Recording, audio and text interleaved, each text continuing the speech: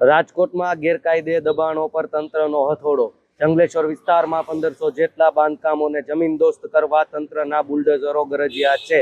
Municipal commissioner Tushar સુમેરાના સીધા માર્ગદર્શન હેઠળ 800 કર્મચારીઓ અને ચુસ્ત પોલીસ બંદોબસ્ત સાથે ઓપરેશન શરૂ કર્યું છે.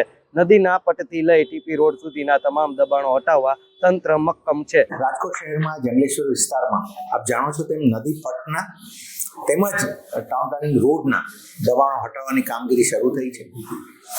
અમે આખું કેમ કે 1400 plus almost 1500 houses are covered, એટલે આટલું જ્યારે મોટું છે ત્યારે રાજકોટ મહાનગરપાલિકાની તમામ સિનિયર ઓફિસરની ટીમ અને લગભગ 700 થી 800 મેન પાવર અમારું આ કામમાં ડિપ્લોય થયું છે. હવે એની સાથે પોલીસ ફોર્સ પણ એડિક્વેટ નંબરમાં આજે ડિપ્લોય થઈ છે.